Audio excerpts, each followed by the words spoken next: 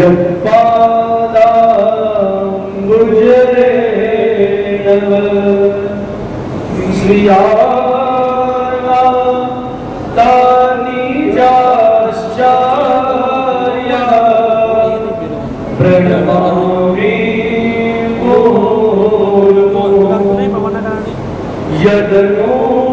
यदनुग्रहतो चन्दो सर्वदुःखातिको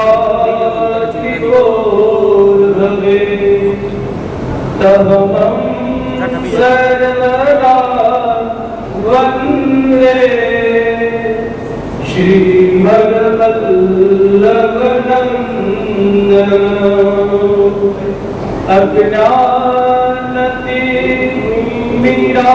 अज्ञानतिमिरान्ध्यस्य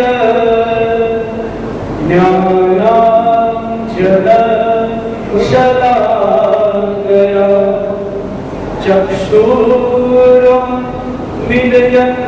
चक्षुरुन्मीलयन्तेन तस्मै श्री गुरवे नमामि हृदये शेषे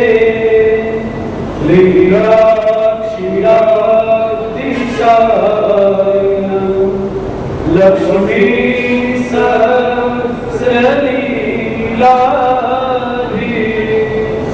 सेव्यमानं करामि चतुर्विश्च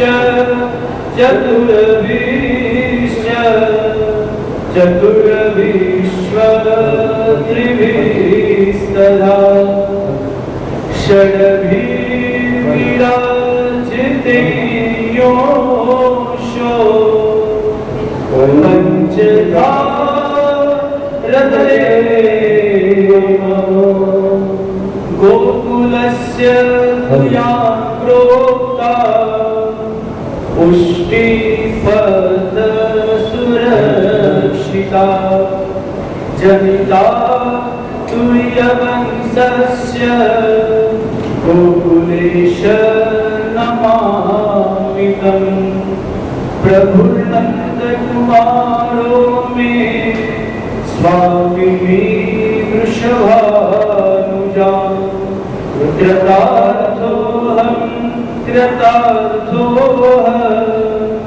कृतार्थोऽहं न संशय श्रीगोवर्धननाथ पादयुग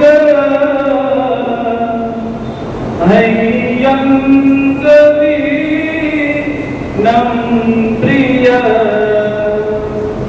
नित्यं श्रीमथुराधिपं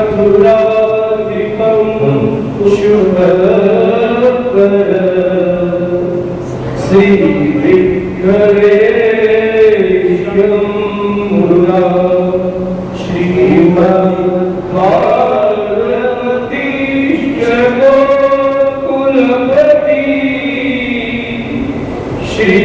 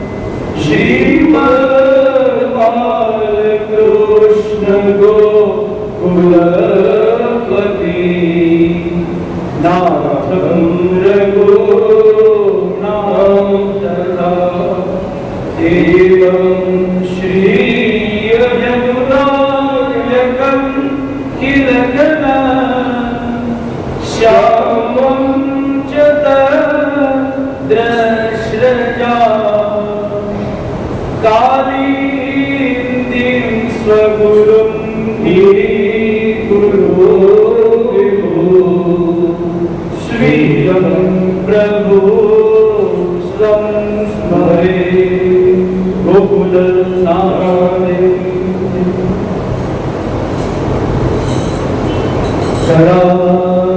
शरारविन्दे नपदारविन्द मुखारविन्दे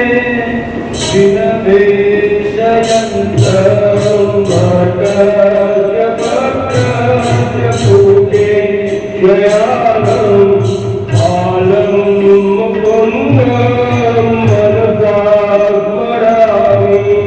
श्रीकृष्ण गोविन्द हरे मुरारे श्रीनाथ नारायण वासुदेव जीवे पिबस्मामृतमेकदेव गोविन्द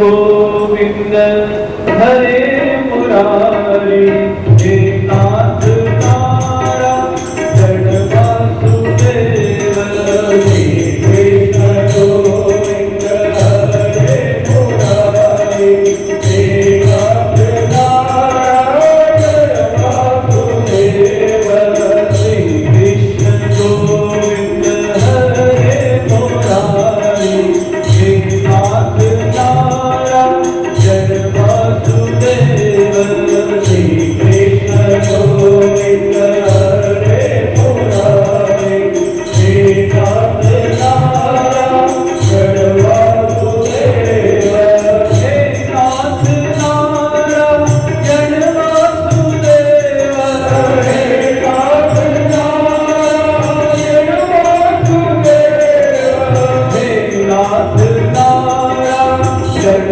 वासुदेव हे नाथ नारायण वासुदेव श्री कृष्ण गोविंद हरे मुरारी हे नाथ नारायण वासुदेव श्री कृष्ण गोविंद हरे मुरारी हे नाथ नारायण वासुदेव श्री कृष्ण गोविंद हरे मुरारी हे नाथ नारायण वासुदेव श्री कृष्ण गोविंद हरे मुरारी हे नाथ नारायण वासुदेव श्री कृष्ण गोविंद हरे मुरारी हे नाथ नारायण वासुदेव श्री कृष्ण गोविंद हरे मुरारी हे नाथ नारायण वासुदेव हे नाथ नारायण वासुदेव हे नाथ नारायण वासुदेव हे नाथ नारायण वासुदेव हे नाथ नारायण वासुदेव श्री कृष्ण गोविंद हरे मुरारी हे नाथ नारायण वासुदेव श्री कृष्ण गोविंद हरे मुरारी हे नाथ नारायण वासुदेव हरि बोल हरि बोल हरि बोल हरि बोल हरि बोल हरि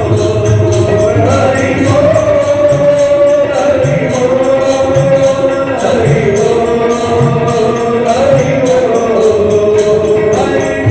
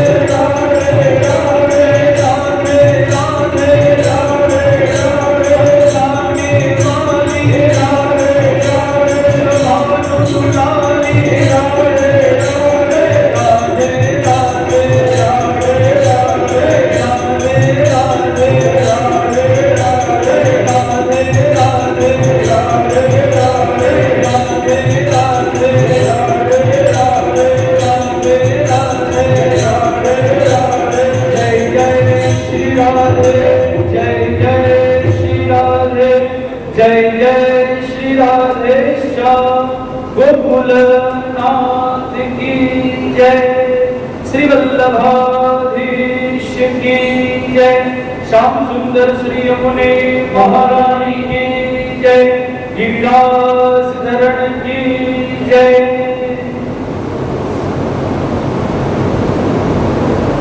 परम मंगलमय परम प्रभु श्री અખિલેશ્વર અકારણ કરુણા વરુણાલય ભક્તવાંછા કલ્પતરુ શ્રી બાલકૃષ્ણ ભગવાનની ગોકુળનાથજીની વાંગમય સ્વરૂપ શ્રી ભાગવતજીના ચરણમાં નમસ્કાર વંદન પ્રણામ કરું છું. આ અધિક પુરુષોત્તમ માસમાં આપણે આ કથા જે શ્રવણ કરવા બેસ્યા એનો આજે પ્રથમ દિવસ છે. પ્રથમ દિવસની કથા આજે કથાના મનોરથી પરિવાર વૈષ્ણવ એવા શૈલેષભાઈ તુલસી પરિવાર તથા પરિવારના સર્વે વૈષ્ણવો જે આ કથા શ્રવણ કરવા માટે આપણે જે ભેગા થયા એ મનોરથી પરિવાર આવેલા સર્વે વૈષ્ણવોને જય જય શ્રી ગોકુલેશ, જય શ્રી કૃષ્ણ. આજે આ પ્રથમ દિવસ આ ભાગવતજીની આપણે જે કથા શ્રવણ કરવા જઈ રહ્યા છીએ, પહેલા તો અધિક માસ એનું ફળ તો આપણે દરેક જાણીએ છીએ કે બીજા બધા મહિનામાં ભાગવતજીનું પઠન શ્રવણ કે તમે મનન કરો એના કરતા પણ ઘણું બધું અનેક ગણું વધારે આ અધિક માસની અંદર આપણને પ્રાપ્ત થાય છે. તેઓ અધિક માસની અંદર મને આ કહેવાનો પણ કથા કહેવાનો મને પણ પરમ લાભ અને જે શ્રોતાઓ તમે વૈષ્ણવ આ શ્રવણ કરશો તો તમને પણ અનેક ગણું ફલ એવો આ અધિક માસની અંદર આપણને પ્રાપ્ત થાય છે.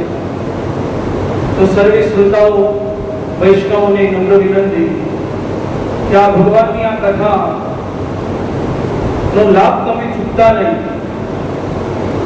જે ભાગવતજીની કથા અનેક ગણું ફળ અને સાક્ષાત ભગવાનનો આ શ્રી વિગ્રહ છે. ભગવાન અંદર વાંગમય સ્વરૂપે પોથીની અંદર બિરાજમાન છે. તેનો લાભ સર્વે વૈષ્ણવોએ લેવો. આજે આપણે આ કથાને પ્રથમ દિવસે મહાત્મ્યની કથા આપણે શ્રવણ કરવાની. તો મહાત્મ્યની કથા કે આપણે આ ભાગવતજીનું મહાત્મ્ય શું છે, કેમ કે જ્યાં સુધી મહાત્મ્ય ન જાણીએ ત્યાં સુધી અંદર આપણને પ્રેમ થતો નથી, તો આપણે તેનું મહત્વ પણ જાણતા નથી. એટલે મહાત્મ્ય જ્ઞાન પૂર્વક પ્રભુમાં થતો સુંદર સ્નેહ એ આ મહાત્મ્યની કથા આપણે શ્રવણ કરીએ તો જ આપણને પ્રાપ્ત થાય. તો મહાત્મ્ય એટલે કે આ ભાગવતજીનું જે શ્રોતાઓ શ્રવણ કરતા જ હોય છે, જે વૈષ્ણવો એમને તો મહાત્મ્યની કથા ખબર જ છે, પરંતુ જે નવા શ્રોતા છે એમને પ્રેમ અંદર પ્રભુનો કેવી રીતે પ્રાપ્ત થાય તેના માટે આ મહાત્મ્યની કથા મહર્ષિ વેદવ્યાસજીએ પદ્મ પુરાણ અંતર્ગત 6 અધ્યાયની અંદર આ કથા વર્ણન કરી છે.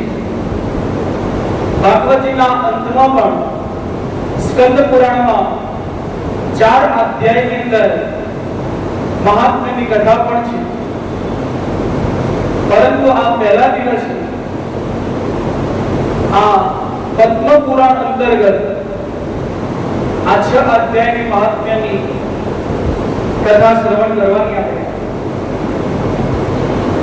જો બીજી વાત વૈષ્ણવ હું તમને કહું કે આ ભાગવતજીની કથા કોણ બેસાડી શકે, કોણ કરાવી શકે, અને બીજું ત્યાં કથા શ્રવણ કરવા આવવા માટે પણ આ કથાની આ પોથીની સન્મુખે બેસવું એમને બેસાતું નથી.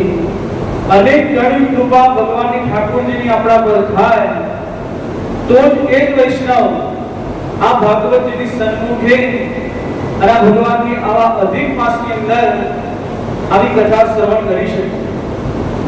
એટલે દરેક આપણે આ વસ્તુ સામાન્ય નહીં સમજવી. મનમાં આપણે એવો ભાવ કરવાનો કે મારા પર મારા ગોકુળનાથજીની ઠાકોરજીની અસીમ કૃપા છે મારા પર, તો જ મને એમાંથી સિલેક્ટ કર્યો છે. નહીંતર વૈષ્ણવો તો ભક્તો તો ઘણા બધા હોય. જે રીતે આ મતદાન થતું હોય, ચૂંટણી થતી હોય, આપણે જે સિલેક્ટ કરીએ તેને આપણે વિધાનસભામાં કે લોકસભામાં આપણે જેવી રીતે મોકલીએ, એવી જ રીતે પ્રભુજીને નક્કી કરે એ જ આ ભગવાનની સન્મુખે આવી અને બેસી શકે. એ જ 7 દિવસ આ કથા શ્રવણ કરવાનો એમને લાભ મળે.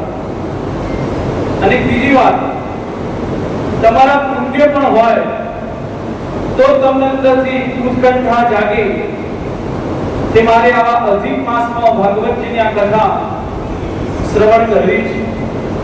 તો પ્રભુની કૃપા અને તમારા પુણ્ય બંને ભેગા થાય તો જ તમે આ ભાગવતજીની સન્મુખે આવીને બેસી શકો. લાજી જેટલા પણ વૈષ્ણવ આપણે બેઠા છીએ એ દરેકને મનમાં એવો ભાવ કરવાનો, પોતાના ખભા પર હાથ ખભાવવાનો, ભગવાનનો શાબાશી પોતે આપવાની કે બસ ઠાકોરજીએ મારા પર એટલી બધી કૃપા કરી, એટલા બધા મારા પુણ્ય પણ ભેગા થયા છે, તો જ હું આવી મને મનમાં એવો વિચાર આવ્યો કે ભાગવતજીની કથા શ્રવણ કરવા અમે જઈએ. નહીંતર ઘણા બધી એવી તકલીફ આવી જાય, ઘણા બધી એવા પ્રોબ્લેમ આવી જાય, પરંતુ તમે આવી શકો નહીં. 5 કૃપા બતાવે છે આપણા આચાર્યો પણ બતાવે છે કે જેના પર ગુરુની કૃપા થઈ જાય, આપણા ગુરુ જે આચાર્યની આપણા પર કૃપા થાય, આપણા જે સ્વજન ગુજરી ગયા છે, આપણા પિતૃ જે કહેવાય એમની કૃપા થાય. ત્રીજા નંબરમાં આપણા વડીલો, આપણા હાજરમાં જે વડીલો છે એ વડીલોના માતા પિતાની આપણા પર આશીર્વાદ મળે એ ત્રીજા નંબરમાં. ચોથા નંબરમાં પૂર્વ જન્મમાં કરેલા તમારા પુણ્ય એ ભેગા થયા છે. અને છેલ્લામાં છેલ્લી ભગવાન ઠાકોરજી કહે છે 5મા નંબરની મારી કૃપા. આ 5 કૃપા ભેગી થાય તો જ આ વ્યક્તિ એ વૈષ્ણવ આ ભગવાનની સન્મુખે આવીને બેસી શકે. એક ગુરુની કૃપા, પિતૃની કૃપા, વડીલોના આશીર્વાદ, ચોથા નંબરમાં પૂર્વ જન્મના પુણ્યો અને 5મા નંબરમાં ભગવાન ગોકુળનાથજીની ઠાકોરજીની આપણા પર અસીમ કૃપા. તો તમે આ ભાગવતજીની સન્મુખે આવી શકો. મહાત્મ્યની આ કથા એક દ્રષ્ટાંતથી તમને સમજાવું કે કેમ આપણે શ્રવણ કરવાનું. તો બજારમાં તમે જતા હોઈએ, કોઈ કાચનો ટુકડો આપણને મળી ગયો, આપણે લાવીને ઘરમાં શોકેસમાં મૂકી દીધો. આપણે જાણતા ન હતા, પરંતુ કોઈ આપણો મિત્ર આવ્યો જે જ્વેલરી, જે સોના ચાંદીનું પણ એનામાં જાણકારી હતી, તે આવીને જોયું કે ભાઈ તમે આ શોકેસમાં શું મૂક્યું છે.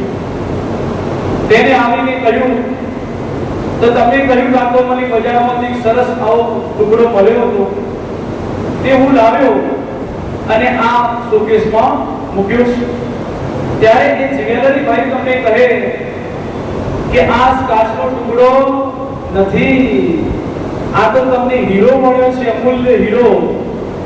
ત્યારે તેની મહત્વ તમને બતાવ્યું, ત્યારે તમને ખબર પડી કે તો અમૂલ્ય મળી હતો, હીરો હતો, પરંતુ પહેલા તમે કાચનો ટુકડો સમજ્યા અને મૂકી રાખ્યો. તેવી જ રીતે આ ભાગવતજી છે એ તો દરેકને આપણને ખબર, પરંતુ એનું મહાત્મ્ય શું છે એ આપણે જાણવું જરૂરી છે, તો જ આપણને પ્રેમ થાય. બીજી વાત આપણા આચાર્યો કહે છે કે આ માનવ દેહ આપણને ભગવાને આપ્યો, આ માનવ શરીર એ એમને મળતું નથી. ઘણી બધી કૃપા ભગવાન આપણા પર કરે તો જ આપણને આ માનવ શરીર આપણને પ્રાપ્ત થાય છે. નહીં કે આપણા શાસ્ત્રમાં 84 લાખ યોનિ બતાવી, અનેક યુગોમાં પણ જે જન્મ લઈ ચૂક્યા છે, સતયુગમાં, દ્વાપરમાં, ત્રેતામાં, એ પણ જીવાત્મા પ્રભુની પ્રાર્થના કરે કે પ્રભુ તમે મને કળિયુગમાં જન્મ આપો. કળિયુગમાં જન્મ લેવા માટે ભગવાનની ખૂબ એવી પ્રાર્થના એ જીવાત્મા કરતા હોય છે, પરંતુ ભગવાન બધાને આ કળિયુગમાં મોકલતા નથી. જે જીવાત્મા પર પ્રભુ અસીમ કૃપા કરે એ જીવાત્માને આ કળિયુગની અંદર જન્મ થાય છે. કેમ કે કળિયુગની અંદર મહત્વ આગળ કથામાં આવશે. કળિયુગની અંદર તમે બીજું કંઈ જ ન કરો, ખાલી ભગવાનનું કીર્તન કરો તો પણ અન્ય યુગોમાં જે ફળ મળતું એ ફળ તમને આ કળિયુગની અંદર ઝડપી તમને પ્રાપ્ત થઈ જાય છે. ભગવાન પણ ઠાકોરજી પણ આપણા નજીક હોય છે, ઝડપી આપણને પ્રાપ્ત થઈ જાય, જે અન્ય યુગોમાં થતા ન હતા. એટલે માટે આ માનવ શરીર આપણને જે મળ્યું છે તે એમની ન સમજતા કરોડો રૂપિયા તમે ખર્ચ કરો તો પણ ના મળ્યા માનવ દેહ એવું ભગવાનને આપણને આપ્યો છે. તેનો આપણે માનવ શરીરનો ઉપયોગ જો આપણે આ પ્રભુની ભક્તિમાં લગાવીએ તો જ આપણે કોઈ સાર્થક કર્યું કહેવાય. નહીં તો ભગવાન આપણને જન્મ આપ્યો અને આપણે જન્મ આવ્યા અને મરણ થયું, મૃત્યુ પામ્યા, કંઈ પણ આપણા જીવન મહાત્માથી નીકળી ગયા. જ્યારે 1 વર્ષનો સમય પૂરો થયો, ફરીથી એક જગ્યાએ એ નદીના કિનારે ફરીથી તે મહાત્મા મળ્યા. કે ત્યારે ભાઈને પૂછે કે મેં તને જે પેલી વસ્તુ આપી હતી એનું તું શું કર્યું? ત્યારે તે કહે કે મહાત્મા તમે મને આ પથ્થર આપ્યો હતો તે હું આ કપડા ધોવા માટે ઉપયોગ કરું છું. ત્યારે તે મહાત્માએ સરસ એવી વાત કહી કે ભાઈ મેં તને આ પથ્થર નથી આપ્યો, આ તો મેં તને પારસ મણી આપી હતી. આ પારસ મણી તું લોખંડને પણ અડાડીશ તો પણ સોનું બની જાય. તો આ પારસ મણી મેં તમને આપી, પરંતુ એ ભાઈ મહાત્માને કહેવા લાગ્યો કે તમે મને વસ્તુ આપી પરંતુ એનું મહત્વ સમજાવ્યું નહીં. તો જ્યાં સુધી આપણે મહાત્મ્ય ન જાણીએ ત્યાં સુધી આપણને કંઈ જ ખબર પડતી નથી.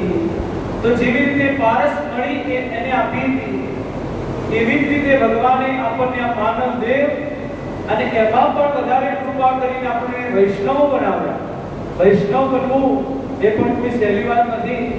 ઘણા બધા એવા જીવાત્મા ઘણી બધા એવા જન્મ પ્રાપ્ત કરતા હોય, પરંતુ વૈષ્ણવ બનાવે, બ્રાહ્મણ બનાવે એ ઉત્તમનો ઉત્તમ આપણો જન્મ કહેવાય છે.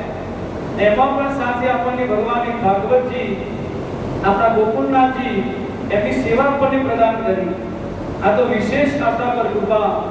જેવી પારસ મણી જેવી આપણને આપી છે, પરંતુ આપણે ઉપયોગ કરતા આવડવું જોઈએ. તેવી રીતે આપણે મહાત્મ્ય જ્યાં સુધી ન જાણીએ ત્યાં સુધી આપણને મહત્વ સમજણ નથી પડી. એક બીજી તમને વાત કહું, જેમાં નારાયણ કાકા જોશી, તમે આપણે દરેક ઓળખો છો, એ એમને પણ એક સત્ય ઘટના પણ કહી. જો એ પણ હું તમને વાત કહું, એ પણ એ જ વાત આ મહાત્મા સાથે થોડી જોઈન્ટ થાય છે. તો એમના ઘરે એક વૈષ્ણવ બેન છે, જેમના મિત્રના એક વાઇફ છે, જે જ્યોતિબેન કરી અમદાવાદના વૈષ્ણવ છે. એમના ઘરે એકવાર આવ્યા, તેમને એક વાત કરી કે અમારા ભાઈની અમદાવાદમાં દુકાન છે. દુકાન કેવી? તો જે એન્ટિક પીસ કહેવાય, જે જૂની વસ્તુ અને એને પૈસા આપે, જૂની વસ્તુ ખરીદે અને એના ઉપર જે એના પૈસા થતા હોય તેમને આપે. તેવી રીતે કે મારા ભાઈની દુકાને કોઈ એક ભાઈ આવ્યો, એને શ્રી કૃષ્ણની મૂર્તિ તે વેચવા માટે આવ્યો. આમ તો કોઈ આપણે ભગવાનની ઠાકોરજીની મૂર્તિ કોઈ વેચવા જાય નહીં, પરંતુ એ ભાઈને કોઈ કેટલી પૈસાની જરૂર પડી છે. તેના ઘરમાં પુરાણા પુણી એવી જૂની આ શ્રી કૃષ્ણની મૂર્તિ તેને વેચવા ગયો. તે જે આપણા ભાઈ હતા, જે દુકાનદાર, એમણે જોયું તો આ મૂર્તિ 1 કિલો આસપાસનું વજન થતું હતું અને એ મૂર્તિ પિત્તળની લાગી. એના ઉપરના જે પૈસા હતા 200 રૂપિયા આસપાસ આપી તે ભાઈને આપી દીધા. પહેલા સમજાવ્યું કે આ મૂર્તિ તારે વેચાય નહીં, પરંતુ કે જે હોય ભાઈ, મારે તો તારે પૈસાની જરૂર છે. એમ કરતા તેને પૈસા આપ્યા અને ભાઈ તો જતા રહ્યા. આ બાજુ ભાઈને થયું કે આ મૂર્તિ કંઈક ને કંઈક અંદર હોવું જોઈએ. તેમને સાફ કરાવી, સરસ રીતે પાવડરથી સાફની વ્યવસ્થિત કરાવી. પછી એની બજારમાં જઈ બતાવી કે આ મૂર્તિ કંઈક કેવી છે, શું ધાતુ છે, તમે એને મને બતાવો ચેક કરીને. તો જે બજારમાંથી ચેક કરીને જોઈને કહ્યું તો કે સોનાની મૂર્તિ છે. સોનાની મૂર્તિ, આ સત્ય ઘટના છે. જે પેલો ભાઈ પિત્તળની મૂર્તિ સમજી અને આપી ગયો, એ જ મૂર્તિ સોનાની મૂર્તિ નીકળી. કીધું કહ્યું કે આ તો પ્યોર બધી સુવર્ણની આખી સોનાની મૂર્તિ છે. તો 1 કિલો આસપાસની સોનાની મૂર્તિ થઈ. તમે વિચારો અત્યારે સોનાનો ભાવ કેટલો, અને એ પ્રમાણે એટલી બધી મૂર્તિ. પરંતુ પેલા ભાઈના ઘરે આટલા વર્ષોથી પડી રહી, પરંતુ એને ખબર પડી નહીં. એ પિત્તળ સમજીને મૂકી રાખી, પડી રહી. પરંતુ જ્યારે એની કિંમત સમજણ પડી તો ખબર પડી કે આ તો સુવર્ણની સોનાની મૂર્તિ હતી. તો આ સત્ય ઘટના છે. અમદાવાદમાં દુકાનમાં જે મને નારાયણ કાકાએ સત્ય ઘટના બતાવી, કેમ કે સત્ય ઘટના આપણે સાંભળીએ તો આપણને વધારે એમાં રસ ખબર પડે. તો મહાત્મ્ય ટૂંકમાં કહેવાની વાત છે કે આપણે મહાત્મ્ય જ્યાં સુધી ન સમજીએ ત્યાં સુધી પ્રભુ પ્રત્યે આ ભાગવતજીમાં આપણને પ્રેમ થતો નથી. તો મહાત્મ્ય આપણે શ્રવણ કરવાનું, જે 6 અધ્યાયની અંદર બતાવ્યું છે. પછી આપણે આ ભાગવતજી શું છે એનો હું તમને મહત્વ સમજાવું. તો શ્રીમદ ભાગવતજી એ ભગવાન પ્રભુનું વાંગમય સ્વરૂપ છે. અને જે 4 વેદ આપણા કહેવાય છે, ઋગ્વેદ, યજુર્વેદ, સામવેદ અને અથર્વવેદ, તેમાં જ આને 5મો વેદ કહ્યો છે, 5મો વેદ કહ્યો છે ભાગવતજી. બધા જ ઉપનિષદો, બધા જ વેદોનો જો સાર હોય તો આ ભાગવતજીને તમે શ્રવણ કરો, એનું પઠન કરો તો બધા જ વેદો ઉપનિષદનો સાર એમાં આવી જાય. અને જેટલા પુરાણો છે, આપણા 17 પુરાણો, એમાં બધા પુરાણોમાં જો સર્વોપરી હોય તો આ ભાગવતજી છે. એટલા જ માટે એની શ્રીમદ શબ્દથી અલંકૃત કર્યા છે. બીજા કોઈ ગ્રંથની અંદર શ્રીમદ શબ્દ લાગતો નથી. એક આ શ્રીમદ ભાગવતજી અને શ્રીમદ ભગવદ ગીતા, જે ભગવાનની વાણી છે, જે ગીતાજી, આ બંનેમાં શ્રીમદ શબ્દ લાગે છે. જો મૃત્યુને તમારે મંગલમય બનાવવું હોય તો આ શ્રીમદ ભાગવતજીનો આશ્રય શરણાગતિ ગ્રહણ કરવી જોઈએ. જો શુદ્ધ ભક્તિ જોઈતી હોય પ્રભુમાં તો આ ભાગવતજીની સદાય કથા શ્રવણ કરવું જોઈએ. અને આપણા મનને પણ જો શાંતિ આપનાર હોય, શાંતિ પ્રાપ્ત કરવી હોય તો આ ભાગવતજીની કથા છે. આવા ઘણા બધા આ ભાગવતજીનું મહત્વ છે.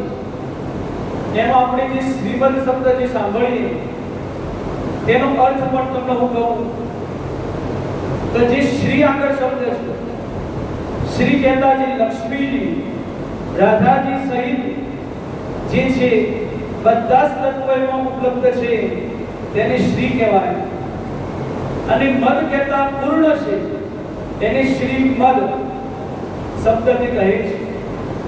પછી ભાગવત, તો ભાગ કહેતા ભક્તિ આપણા જીવનમાં વધે છે. ગત કહેતા જ્ઞાન, ભ કહેતા વૈરાગ્ય અને ત કહેતા ત્યાગ. આ ચાર વસ્તુ આપણને પ્રાપ્ત થાય છે. તો ત્યાગ પણ આપણા જીવનમાં જરૂર હોય છે, પરંતુ ત્યાગ એમને કોઈ કરી શકતું નથી. પરંતુ જો આ ભાગવતજીનો સત્સંગ તમને મળે તો તમારા જીવનમાં જે ન કરવા જેવી વસ્તુ હોય, જે છોડવા જેવી વસ્તુ હોય, એ બધી જ વસ્તુ તમે તમારી રીતે ઓટોમેટિક તમારા જીવનમાંથી છૂટવા લાગશે, ત્યાગ પણ થવા લાગે છે. તેવો આ ભાગવતજીની કથાનું ખૂબ એવું મહત્વ છે. પછી પુરાણ શબ્દ જે આપણે લાગે છે પાછળ ભાગવત પુરાણ, તો પુરાણનો અર્થ એ થાય પુરા અપી નવમ ઇતિ સત્પુરાણમ. જ્યારે જ્યારે તમે એનું વાંચન કરો, શ્રવણ કરો, તો જે તમને નવું ને નવું લાગે, એ તમને જે પ્રાપ્ત થાય એને પુરાણ કહે છે. પછી આ ભાગવતજીની અંદર 12 સ્કંદ બતાવ્યા, 335 અધ્યાય છે અને 18,000 શ્લોક છે. આ ભાગવતજીનું મહત્વ છે. શ્રુતિઓનો વેદોની અંદર પણ કહ્યું છે, જેવા ભગવાનના આપણા શ્રીજી બાવાના 12 અંગ કહેવાય, શ્રીજી બાવાના 12 અંગ કહેવાય, એ જ આ ભાગવતજીના 12 સ્કંદ છે. શ્રીજી બાવાનું સ્વરૂપ છે આ, કોઈ પણ આમાં ફરક નથી. તો જેવી રીતે આપણે શ્રીજી બાવાના 12 અંગમાં આ ભાગવતજીના સ્કંદ કયા કયા રહેલા છે એ પણ તમે શ્રવણ કરો, તો શ્રીજી બાવાનો જો જમણો ચરણ છે, જે આ ભાગવતજીનો પહેલો સ્કંદ, જે ડાબો ચરણ છે એ ભાગવતજીનો બીજો સ્કંદ, પછી શ્રીજી બાવાની જે જમણી બાહુ એ આ ભાગવતજીનો ત્રીજો સ્કંદ, પછી ડાબી જે બાહુ એ ભાગવતજીનો ચોથો સ્કંદ, પછી પાંચમો સ્કંદ એ શ્રીજી બાવાની જમણી સાથળ, પછી જે ડાબો સાથળ એ છઠ્ઠો સ્કંદ કહેવાય છે, પછી જે સાતમો સ્કંદ એ શ્રીજી બાવાની જે મુઠ્ઠી વાળેલી જે કેપ ઉપર એ સાતમો સ્કંદ કહેવાય છે, પછી આઠમો સ્કંદ ભગવાનની જમણી છાતી અને નવમો સ્કંદ એ શ્રીજી બાવાની ડાબી છાતી, અને જે દસમ સ્કંદ એ તો પ્રભુનું ભગવાનનું શ્રીજી બાવાનું હૃદય છે. એકાદશ સ્કંદ 11મો સ્કંદ એ શ્રીજી બાવાનું મુખાલિંગ છે, અને જે 12મો સ્કંદ એ શ્રીજી બાવાનો જે ઉપર ઉઠેલો હાથ એ 12મો સ્કંદ છે. જે બધા વૈષ્ણવને બોલાવે છે મારી સન્મુખે આવો, એ 12મો સ્કંદ. એવી રીતે જેવા શ્રીજી બાવાના 12 અંગ એ જ આપણા ભાગવતજીના 12 સ્કંદ. તો આ ભાગવતજી એ જ આપણા શ્રીજી બાવાનું વાંકમય ભગવાનનું પ્રભુનું આ સ્વરૂપ છે. આ ભાગવતજીની કથા ક્યાં ક્યાં થઈ, આગળ મહાત્મ્યની અંદર કથા આપણે શ્રવણ કરીશું. જે સૌનકાદી ઋષિઓ અને શુદ્ધ પુરાણી કથા કહેતા વક્તા અને સૌનકાદી ઋષિઓ કથા શ્રવણ કરતા એ નૈમિષારણ્યની અંદર. પછી આગળ પરીક્ષિત મહારાજ અને સુખદેવજી મહારાજ એ જે કથા થઈ એ શુક્તાલની અંદર ગંગા તટે, અને આગળ ત્રીજા સ્કંદથી ત્રીજું કથાનો સત્ર પ્રારંભ થાય, જેને વિદુરજી અને મૈત્રેય સંવાદ જે કહેવાય, એ હરિદ્વારમાં કથા થઈ. તો આ 3 કથાના સત્ર પણ આમાં ચાલુ રહે. તો આ ભાગવતજીની આપણે આગળ પરિચય સાંભળ્યો કે ભાગવતજીનું મહત્વ શું છે, ભાગવતજીનું સ્વરૂપ કેવું છે, એ આપણે શ્રવણ કર્યું. હવે આગળ આપણે મહાત્મ્ય જે પદ્મ પુરાણ અંતર્ગત 6 અધ્યાયની અંદર જે કથા બતાવી એ હવે આપણે પ્રારંભ કરીએ. તો જે પહેલો શ્લોક છે ભાગવતજીના મહાત્મ્યનો, એ બને ત્યાં સુધી વૈષ્ણવને બધાને આવડતો હોય તો દરેકે મારી સાથે હું બોલાવું એ પ્રમાણે દરેકે ઉચ્ચાર કરજો. આ પ્રથમ શ્લોક આપણે બોલવાનો.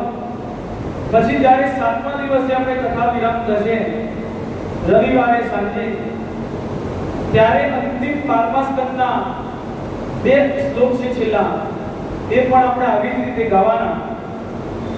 તો પહેલા મહાત્મ્યનો શ્લોક મારી પાછળ દરેકે બોલવાનો. સચ્ચિદાનંદ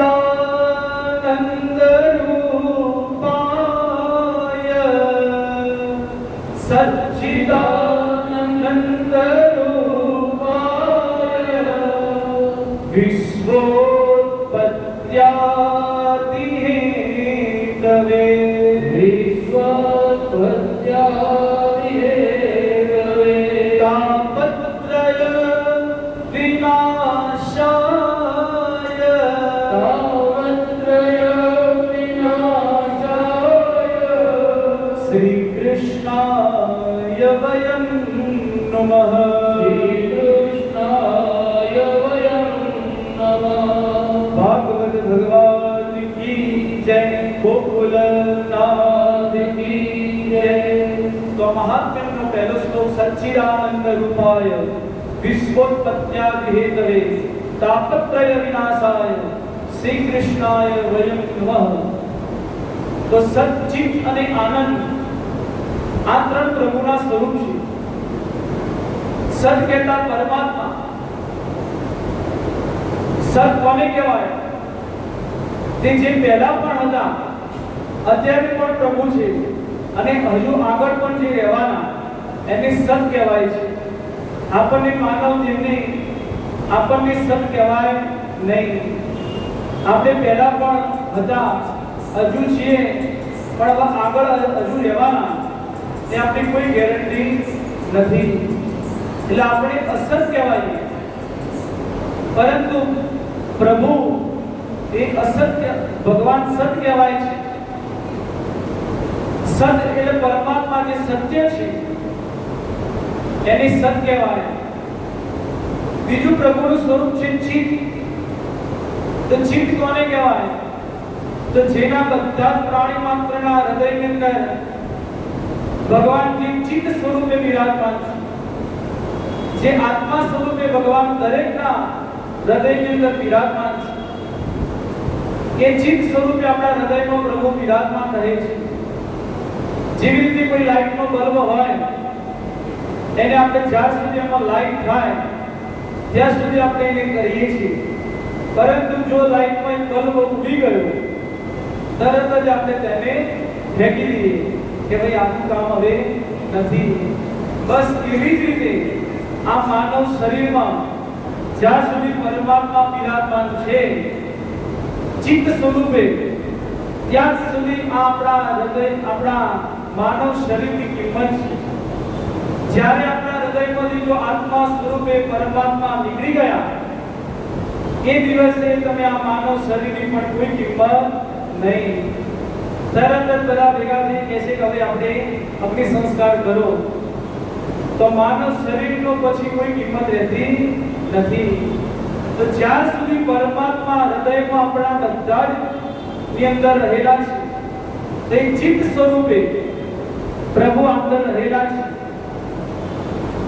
અને ત્રીજું સ્વરૂપ થી કહ્યું તેને આનંદ સ્વરૂપ કહે છે. આનંદ સ્વરૂપ એ સુખ નથી કહ્યું. સુખ તો અલગ છે. જે આપણને હોટલમાં ખાવાથી, એસીમાં બેસવાથી આપણને જે મળે, બહાર ફરવા, હરવા ફરવાથી, એને બધું સુખ કહેવાય છે. અને જો સુખ છે તેનો પાછળ વિરુદ્ધાર્થી દુઃખ પણ ઊભું છે. સુખ અને દુઃખ બંને સાથે સાથે હોય છે. પરંતુ જો આનંદ છે સ્વરૂપ છે, એનો કોઈ વિરુદ્ધાર્થી શબ્દ નથી. આનંદ તો અતિ આનંદ, પરમાનંદ, પરંતુ એનો કોઈ વિરુદ્ધાર્થી શબ્દ જ નથી. અને આનંદ આપણને ક્યાંથી મળે? તો આ ભાગવતજીની આ કથા શ્રવણ કરવાથી, સત્સંગ શ્રવણ કરવાથી, આચાર્યની આપણી વાણી શ્રવણ કરવાથી આપણને જે મળે એ આનંદ સ્વરૂપ ભગવાનનું કહેવાય છે. આ કથાની અંદર તમે જો બેઠો 2 કલાક 3 કલાક ક્યાં જતા રહી પણ તમને ખબર પડશે નહીં। અને કેમની તમે આવા ખુરશી પર તમારા ઘરે બેસો તો 15 મિનિટ પણ કાઢવી પડશે તો તમને કાઢી પડી જશે।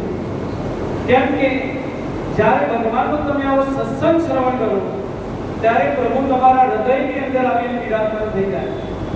એટલો બધો હૃદય ગદગદ થઈ જાય, આનંદ થઈ જાય અંદરથી કે આપણને એથી ઊભું થવાનું પણ મન થાય નહીં।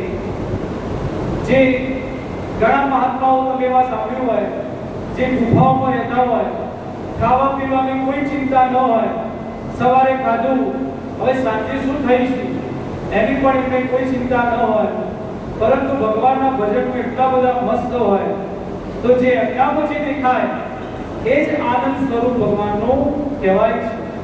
આનંદ જોવો હોય તો સત્સંગમાં ભગવાનની કથામાં એ જોવા મળે છે। તો એ આનંદ એ ત્રીજું સ્વરૂપ ભગવાનનું છે। સત, ચિત અને આનંદ આ 3 પ્રભુના સ્વરૂપ છે। તો આપણને સ્વરૂપ તો સુંદર લાગે, પરંતુ આપણને તરત અંદર પ્રશ્ન થાય કે આપણે એમના શરણે જઈએ તો આપણને શું ફાયદો? અને બીજી વાત મનમાં આપણને આવે કે ભગવાનનું સ્વરૂપ તો સુંદર છે, પરંતુ ભગવાન શું કરે છે? શું તરત જ આપણને મનમાં પ્રશ્ન થાય કે ભગવાન કાર્ય શું કરે છે? જેમ કે કોઈ પણ વ્યક્તિનું આપણે એનું સ્વરૂપ જાણીએ તો તરત જ આપણને થાય કે કરતા શું છે કામ શું કરો છો તમે? તેવી રીતે પ્રભુનું સ્વરૂપ તો આપણને ત્રણે સુંદર લાગ્યા। તો હવે આગળ શ્લોકમાં મહર્ષિ વેદવ્યાસજી કહે વિશ્વોત્પત્યાદિ હેતવે, તો ભગવાન આ વિશ્વની ઉત્પત્તિ, તેની સ્થિતિ, પાલન અને લય પણ ભગવાન જ કરે છે। આ વિશ્વની ઉત્પત્તિ બ્રહ્માજી દ્વારા, બ્રહ્માજી પણ ભગવાનનું સ્વરૂપ છે અને ભગવાન વિષ્ણુ ભગવાન પાલન કરે છે। ગિરીને ગણ અને હાથીને મણ જો દરેકનું પોષણ કરવાનું જો કરતા હોય તે ભગવાન નારાયણ એ પોષણ કરે છે। અને જ્યારે પાપાચાર અત્યાચાર વધી જાય તો વિનાશ પણ ભગવાન, સંહાર પણ ભગવાન કરે છે। તો આ 3 સ્વરૂપ, 3 કાર્ય ભગવાન કરે છે। વિશ્વની ઉત્પત્તિ, એનું પાલન અને સંહાર એ ભગવાન કરે છે। તો ભગવાનનું કાર્ય એ આપણે સમજ્યા, પરંતુ હવે આપણે એમના શરણે જઈએ તો આપણને શું ફાયદો? તો કહે છે તાપત્રય વિનાશાય। તો આવા ભગવાનની એમના શરણમાં જવાથી ભગવાન આપણા 3 પ્રકારના તાપ હોય છે, એ 3 તાપમાંથી ભગવાન આપણને મુક્ત કરે છે। 3 પ્રકારના તાપ કયા? તો દેહિક, દેવિક અને ભૌતિક, જે આપણે સરળ ભાષામાં સમજીએ તો આધિ, વ્યાધિ અને ઉપાધિ, આ 3 આપણા જે તાપ કહેવાય છે। પાપની વાત નથી કરી। પાપ તો શું કહે છે? પાપ તો તમે કોઈ પણ કથા શ્રવણ કરશો, પ્રાયશ્ચિત કરશો તો પાપમાંથી મુક્ત થઈ જશો। ગંગાજીમાં સ્નાન કરો, યમુનાજીનું પાન કરો તો પણ તમે એમાંથી મુક્ત થઈ જશો।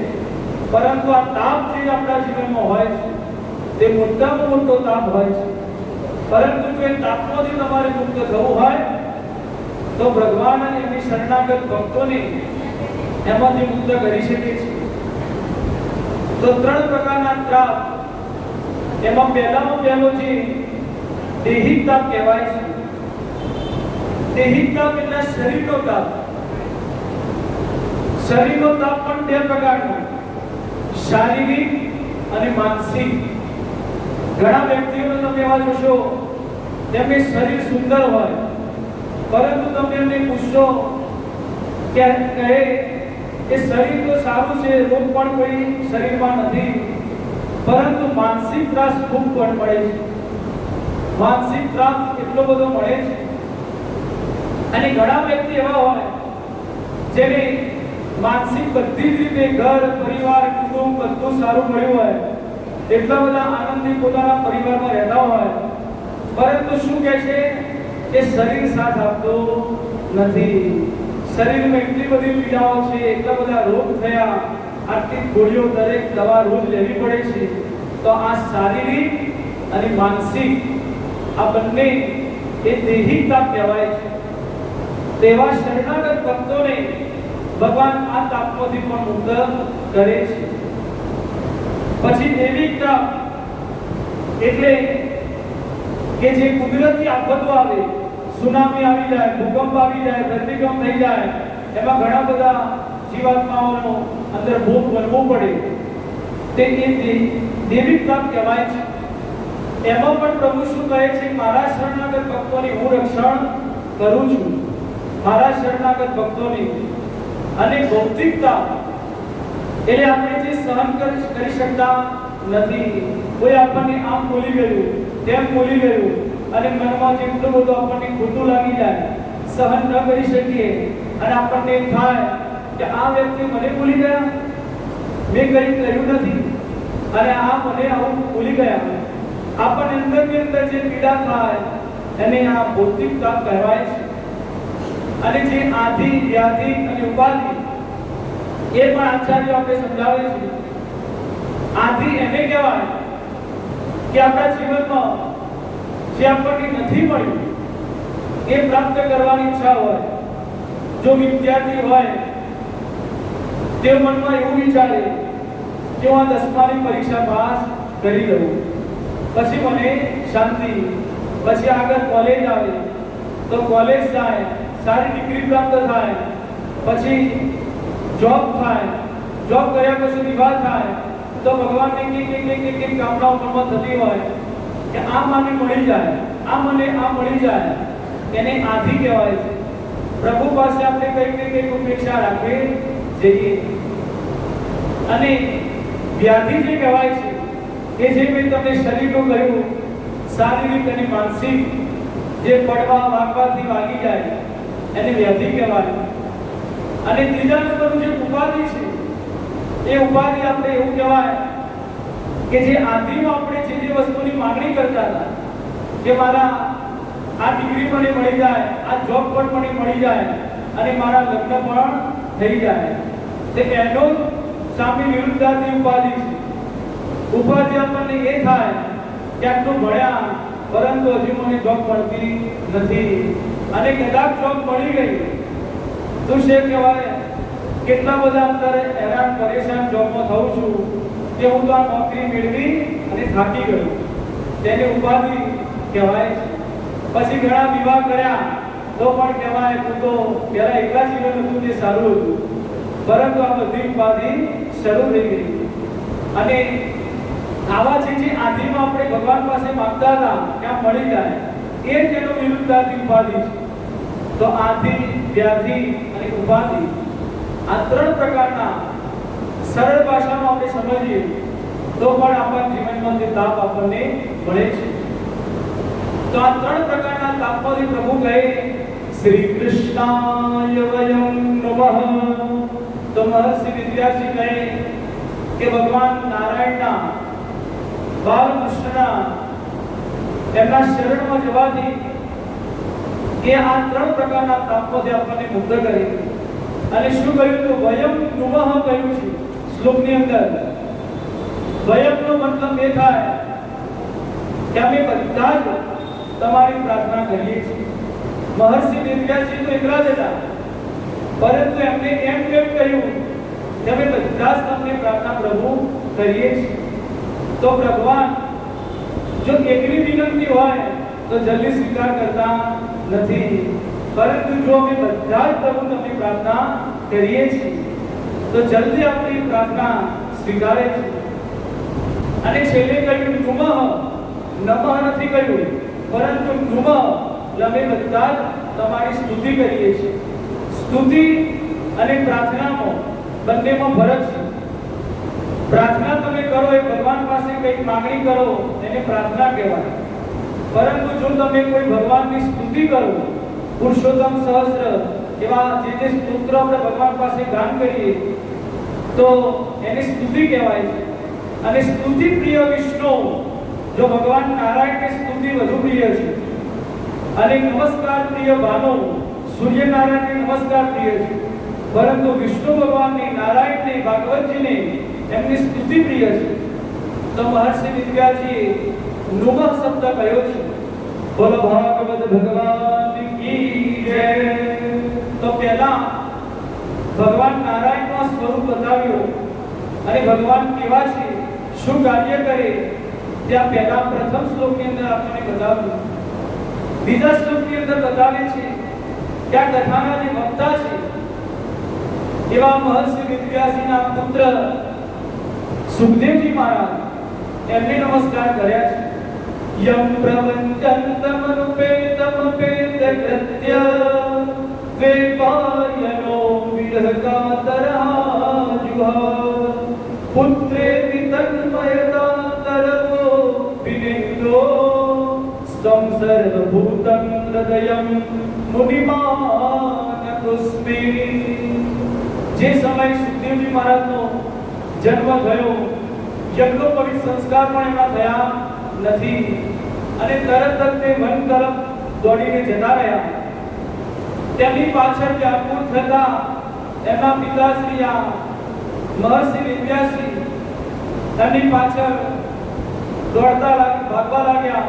બેટા ઉભા રહો, બેટા ઉભા રહો, પરંતુ સુખદેવજી મહારાજ સાંભળતા નથી.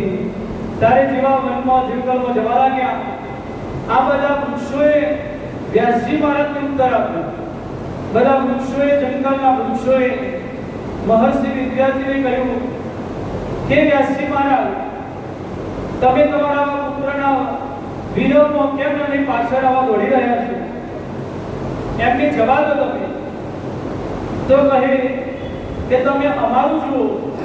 તો વૃક્ષો ઉત્તર આપતા કહે કે અમે ઠંડી, તાપ, ગરમી અમે બધી સહન કરીએ છીએ. તમારા વૃક્ષો પર આવેલા ફળ કે ફૂલ હોય તે ગમે તે આવીને અમારા પાસેથી લઈ જાય. અમે કોઈને પણ ના કહેતા નથી. તો અમે ઠંડી, ગરમી, વરસાદ અમે સહન કરીએ છીએ, પરંતુ ફળ અમે બધાને આપીએ છીએ. તેવી જ રીતે મહર્ષિ વેદવ્યાસજી, આ તમારું તપસ્યાનું ફળ છે તમારા પુત્ર સુખદેવજી મહારાજ. તો લોકોનું કલ્યાણ કરવા, બધાનું હિત કરવા માટે તે જઈ રહ્યા છે. તેમને જવા દો. એમની પાછળ તમે આવા બૂમો પાડશો નહીં. તો જંગલના વૃક્ષોએ વ્યાસજી મહારાજને આમ ઉત્તર આપતા સમજાવ્યું. હવે આગળ આ જે કથા પ્રારંભ થાય તો નૈમિષારણ્યની અંદર આ કથા થઈ. તો નૈમિષારણ્ય કેમ પસંદ કરવામાં આવ્યું? તો બધા ઋષિ બ્રહ્માજી પાસે ગયા અને ઋષિજીને કહેવા લાગ્યા કે અમારે 1000 વર્ષનો સત્ર લઈ અમારે ભગવાનની કથા શ્રવણ કરવી છે. તો તમે અમને એવી જગ્યા બતાવો કે કયા સ્થાન ઉપર અમે કથા શ્રવણ કરીએ. ત્યારે બ્રહ્માજી કહ્યું કે હું એક ચક્ર તમને મોકલું છું. એ ચક્રની પાછળ પાછળ તમે જાઓ. જે ચક્રની બેબી જે જગ્યાએ ઊભી રહે એ જગ્યા તમારે સમજવી કે યોગ્ય છે. તો બધા જ ઋષિ અમને પાછળ પાછળ ગયા. ત્યારે એ ચક્ર એક અરણ્યની અંદર આવીને નિમી ઉડકી એ ક્ષેત્રનું નામ પડી ગયું નૈમિષારણ્ય. અરણ્ય તો જંગલ તો હતું જ, પરંતુ નિમી એ ચક્રની અટકી એટલે નૈમિષારણ્ય થઈ ગયું. ત્યારે બધા ઋષિ એમાં અગ્રણી જો હતા તો સૌનકજી મહારાજ, જે કુશળ કહેવાય પ્રશ્નો પૂછવા માટે અગ્રણી જે હતા એ સૌનકજી બધા ઋષિના વતી તે પ્રશ્ન પૂછતા. સુતજી મહારાજને આવ્યા. સુતજી મહારાજની ઉંમર કેટલી છે? તો 20 વર્ષની ઉંમર. સુતજી મહારાજ એમને વ્યાસ ગાદી પર બેસાડ્યા વક્તા તરીકે અને એમની કથાઓને શ્રવણ કરવા બધા ઋષિ બેઠા છે. અને સૌનક આદિ ઋષિએ કહ્યું અજ્ઞાન ત્વાંત વિદ્વંસ કોટિ સૂર્ય સમપ્રભ સુતાખ્યાયિ મમ કર્ણ રસાયણ. તો સૌનકજી કહ્યું કે સુતજી મહારાજ, તમારા પાસે કરોડો સૂર્ય સમાન તમારા પાસે જ્ઞાન આપવાવાળા તમે છો, અને તમે અમને એવું જ્ઞાન આપો અમારા અંદર રહેલો અંધકાર દૂર થાય. કેમ કે આ જેટલા પણ જીવાત્મા છે આ પૃથ્વી પર, તે અંદર કોઈ કે કઈ રીતે તો અંદર પીડાતા હોય છે. દરેકની પાસે જાઓ તો બહારથી સુંદર મજામાં લાગે, પરંતુ અંદર તો કઈક ને કઈક સમસ્યા આપની અંદર હોય છે.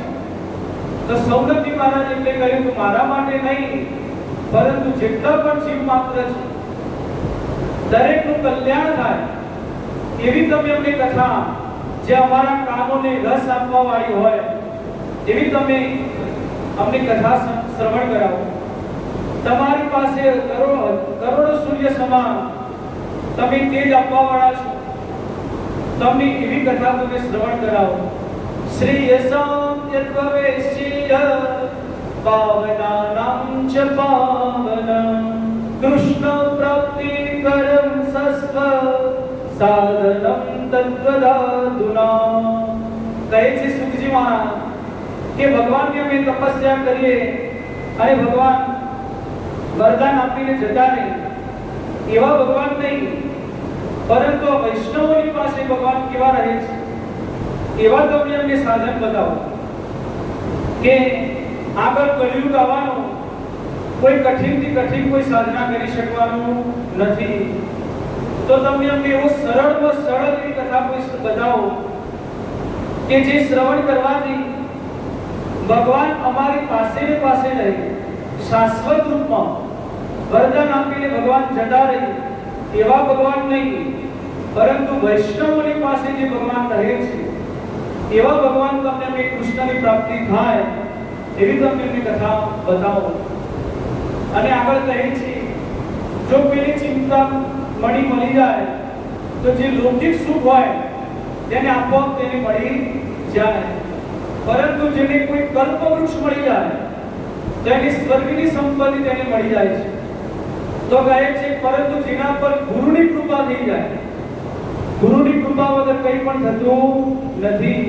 તો જે આચાર્યોની, આપણા ગુરુજનોની જેના પર કૃપા થઈ જાય તો સૌનક આદિ ઋષિઓ કહે છે તેને વૈકુંઠ મળવામાં પણ તેને કોઈ સુલભ મળી જાય છે, એમાં કોઈ પણ એની દુર્લભ રહેતું નથી. તો કહે સિદ્ધજી મહારાજ પણ પ્રસન્ન થઈ ગયા. તો કહે ધ્યાનથી તમે હવે કથા શ્રવણ કરો, તમારો પ્રત્યે મારા પ્રત્યે એટલો બધો તમારો પ્રેમ છે તે હે સૌનકાદી ઋષિઓ, તમે હવે હું તમને હવે જે કથા બતાવું એ તમે શ્રવણ કરો. તો પહેલા હવે કહેવા લાગ્યા કાલ પ્યાલ મુખ ગ્રાસ ત્રાસ વિનાશે તવે શ્રીમદ ભાગવતમ શાસ્ત્ર કલોકીરેન ભાષિતમ. કહે છે કે આ સંસાર કેવો છે તો કાલના વ્યાલ બની એનો ગ્રાસ બનીને બેઠો છે. એક અજગર મોટું મોઢું ફાડીને બેઠો હોય, એની અંદર આપણે જઈએ તે મૃત્યુનો કહેવાય. એવી રીતે આ સંસારનો પણ મૃત્યુરૂપી કાલ એ મોટું મોઢું ફાડીને બેઠો છે. ક્યારે આપણે એના ગ્રાસ બની જઈએ એ કોઈને ખબર પડતી નથી. ઘણા વ્યક્તિઓ તમે એવું જોયા છે, કાલે પરમ દિવસ એમની જોડે વાતચીત કરી હોય, એમની સાથે કંઈ ખાધું પીધું હોય, અને તમે સવારે સમાચાર સાંભળો કે તો ભાઈ પધારી ગયા, આપણે અત્યારે ત્યાં હાજર નથી. તો આપણે જે આ તો એ કાલના ક્યારે ગ્રાસ બની જાય છે એ કોઈને ખબર પડતી નથી. આ મૃત્યુ એના માથે નથી રાખતું. મૃત્યુ તો નિમિત્ત ગમે તેને બનાવશે. અટક આવી ગયું, એક્સિડન્ટ થઈ ગયો, આમ થઈ ગયું, તેમ થઈ ગયું, પડી ગયા, ગમે તે હોસ્પિટલમાં બીમારીમાં હતા, અને પરંતુ નિમિત્ત ગમે તેને બનાવશે, પરંતુ મૃત્યુ જેનો ગ્રાસ બનાવી દે છે. એટલા માટે સુખજી મહારાજ કહે કે શ્રીમદ ભાગવતમ શાસ્ત્ર કલોકીરેન ભાસિત. એટલા માટે આ ભાગવત શાસ્ત્ર પ્રગટ કર્યું છે। એમાં એક નથી કહ્યું કે આ ભાગવતજીનું જે શ્રવણ કરશે તો એને મૃત્યુ નહીં આવે। મૃત્યુ તો દરેકને આવવાનું, પરંતુ જે મૃત્યુનો ભય આપણને મનમાં દરેકને રહ્યો હોય, કોઈ પણ કાર્ય કરે, કોઈ પણ બહાર જઈએ તો આપણને મનમાં એવું એ થાય હું મરી જઈશું। આવી રીતે આપણને જે અંદર ભય રહેલો હોય છે, એ ભયમાંથી જો મુક્ત થવું હોય તો તમે આ ભાગવતજીની શરણાગતિ, ભાગવતજીની કથા શ્રવણ કરો તો તમારા મનમાં જે કાળરૂપી, જે મૃત્યુરૂપી જે તમારો ભય રહ્યો હોય એ ભયમાંથી તમે મુક્ત થઈ જાઓ છો। શાસ્ત્ર કોને કહેવાય? જે ભાગવત શાસ્ત્ર કહેવાય છે। તો આ શાસ્ત્ર કોને કહેવાય? તો શાસ્ત્રના ત્રાયકે જે આપણે ઉપર અનુશાસન કરે એને શાસ્ત્ર કહેવાય। શાસ્ત્ર શું કહે કે માતૃદેવો ભવ, પિતૃદેવો ભવ, આચાર્ય દેવો ભવ। તો માતા, પિતા, ગુરુજનો આપણા એ આપણા આચાર્ય કહેવાય, તેમને નમન વંદન કરવા પડે। તે શાસ્ત્ર આપણને આજ્ઞા કરે છે। એવી રીતે આ ભાગવતજી પણ એક શાસ્ત્ર છે।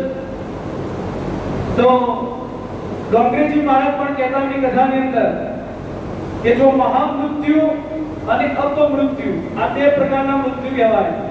જો તમારી વિધાતાએ જે તમને આયુષ્ય આપ્યું હોય અને આયુષ્ય તમે ભોગવીને જાઓ તે મહામૃત્યુ કહેવાય। મહામૃત્યુ આવ્યું અને તમને લઈ ગયા। પરંતુ જો અપમૃત્યુ કહેવાય તો વચ્ચે અચાનક ગમે તે રીતે કારણસર તમારું મૃત્યુ થાય એને અપમૃત્યુ કહેવાય છે। તો અપમૃત્યુ આપણા જીવનમાં ન આવે એટલા માટે આ ભાગવતજીની શરણાગતિ, ભાગવતજીની કથા શ્રવણ કરવી જોઈએ। તો કહે છે એતસ્માत् પરમ કિંચ મનસુજ્યન્ન વિદ્યતે જન્માંતરે ભવેત પુણ્ય તદા ભાગવતમ લભેત। જો મનની શુદ્ધિ જોઈતી હોય, જો તન માટે આપણે ખોરાક જમીએ તો આપણું તન પ્રફુલ્લિત રહે છે। 2 દિવસ સુધી જો તમે ખોરાક ન ખાઓ તો તરત જ તમને અશક્તિ આવી જાય, તરત જ શરીર કે મારું કામ કરતું નથી। તો તન માટે શું જરૂરી છે? ભોજન। પછી મન માટે જો જરૂરી હોય તો સત્સંગ છે। 1 મહિના સુધી તમે મનને આવો સત્સંગ કે ભગવાનની કથા શ્રવણ ન કરાવો તો મન શું થઈ જાય? આપણું વિચલિત થઈ જાય, આમ તેમ ભાગવા લાગે, ક્યાં જવું, મને ખબર નથી પડતી। એટલે મન અંદરથી આપણને એટલો બધો ત્રાસ આપવા લાગે, કેમ કે તમે તનને ખોરાક આપો છો પરંતુ મનને આપતા નથી। તો મનને જો તમે આપવાનું શરૂ કરી દેશો તો મન બીજી કોઈ જગ્યાએ ભટકશે નહીં। ભગવાનના, ગોકુળનાથજીના, ભાગવતજીના ચરણમાં સદાય આપણને મનમાં એવી પ્રેરણા થતી રહેશે કે હું સવાર પડી ચલો હું દર્શન કરી આવું, હું મંગલાના દર્શન કરી આવું, આમ જઈ આવું, તેમ જઈ આવું, તીર્થમાં જઈ આવું। પરંતુ આપણું મન એવું અંદરથી થવા લાગશે। પરંતુ જો તમે મનને સત્સંગ આપ્યો તો જ મનમાં થવા લાગશે। અને ધન માટે તન, મન અને ધન કહેવાય છે। તો જો ધનને પણ તમારે પ્રભુએ જે તમે ધન આપ્યું હોય એ ધનને જો શુદ્ધ કરવું હોય તો ધન માટે દાન કરવું જોઈએ। દાન કરો તો તમારું ધન શુદ્ધ થઈ જાય। તન માટે ખોરાક, મન માટે સત્સંગ, આ ત્રણેય એ પ્રમાણે જરૂરી છે।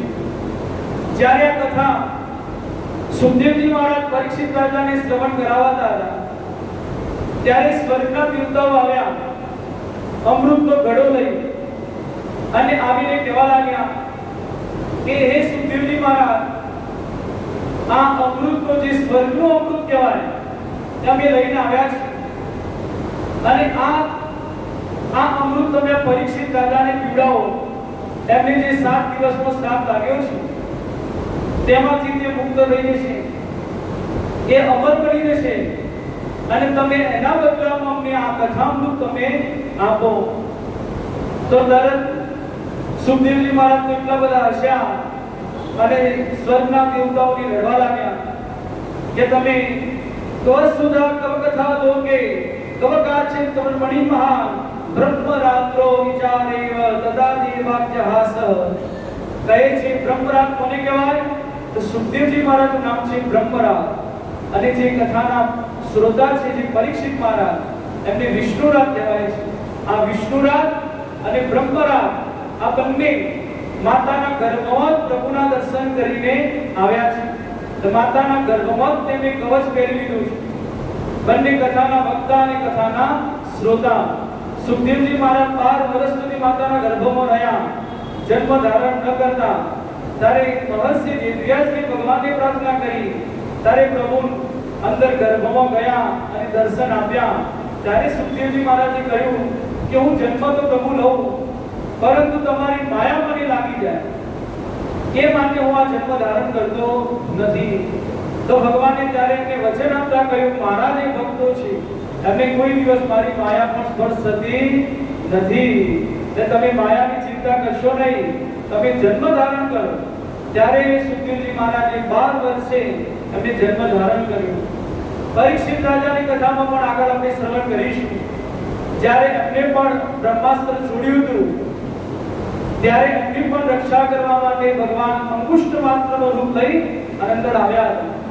તો બંને માતાના ગર્ભમાં કવચ પહેરીને આવ્યા છે. તો સૌનકજી મહારાજ ને કહેવા લાગ્યા, સુખદેવજી મહારાજ સુખજી મહારાજ કહેવા લાગ્યા, તો સુખદેવજી મહારાજે સ્વર્ગના દેવતાઓને મોકલી દીધા અને એમને કહ્યું કે તમે આવા અદલાબદલી કરવા માટે વેપાર વૃત્તિથી તમે આવ્યા છો, તમને એટલા માટે આ કથા મળશે નહીં. તમારી એવી આ સસ્તી આ કથા નથી કે તમે એની બદલામાં તમને આ કથા મળી જાય. જે દિવ્ય જીવન જે આપી શકે અને દીર્ઘ જીવન આપી શકે તે આ કથા છે. પરંતુ તમે આવા સોદાગર બનીને આવ્યા તો તમને આ કથા મળશે નહીં. ત્યારે બધા સ્વર્ગના દેવતાઓ બ્રહ્માજી પાસે ગયા અને બ્રહ્માજીને જઈને કહેવા લાગ્યા કે આ પૃથ્વી પર આ સુખદેવજી મહારાજ પરીક્ષિત રાજાની કથા ભાગવતજીની શ્રવણ કરાવી રહ્યા છે. તો હે બ્રહ્માજી, હે વિધાતા, એ કથામાં એવું તો શું છે જે અમને સ્વર્ગના દેવતાઓને મળતી નથી? ત્યારે બ્રહ્માજી પણ વિચારમાં પડી ગયા. તો એ વિચાર કરવા લાગ્યા કે કઈ હું ઉપાય કરું છું. તો તેમણે મોટું તાજવું લીધું, મોટું બ્રહ્માજી તાજવું લીધું અને કહેવા લાગ્યા કે આપણે એને તોડવાનું શરૂ કર્યું. એક પલ્લામાં બધા ધર્મ ગ્રંથો જેટલા હતા આપણા શાસ્ત્રના બધાને મૂક્યા અને એક બાજુ પલ્લા પર આ ભાગવતજીને પધરાવ્યા. અને જ્યારે તેમણે તોડવાનું શરૂ કર્યું બ્રહ્માજી, ત્યારે બધાને દેખતાની સામે બધા ધર્મ ગ્રંથો ઉપર જતા રહ્યા, હલકા થઈ ગયા અને આ ભાગવતજીનું પલ્લું નીચે આવી ગયું.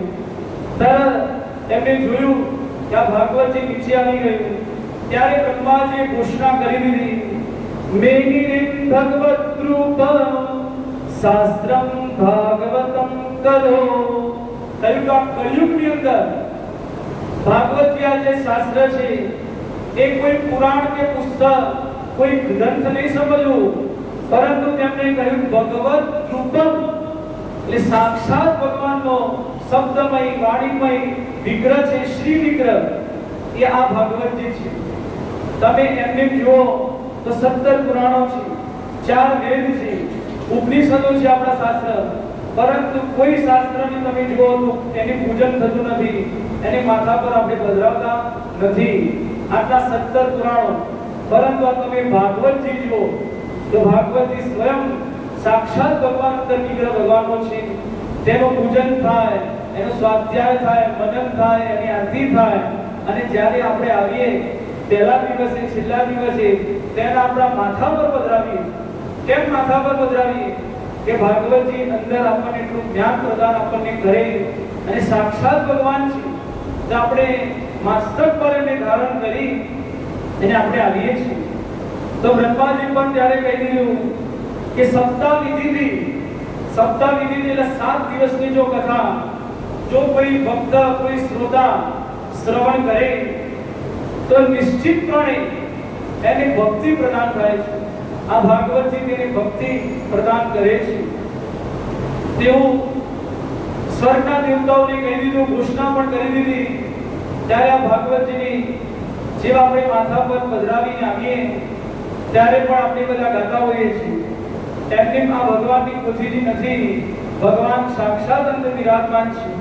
તો ગાઈએ આપણે બધા વૈષ્ણવ પણ એ ધન્ય આજની ઘડી ચરણી ચામડી હારે ધન્ય આજની ઘડી ચરણી ચામડી હારે ધન્ય આજની ઘડી ચરણી ચામડી હારે ધન્ય આજની ઘડી ચરણી ચામડી હારે મારો વાલો વાલો વાલો ની ગોતાવણીઓ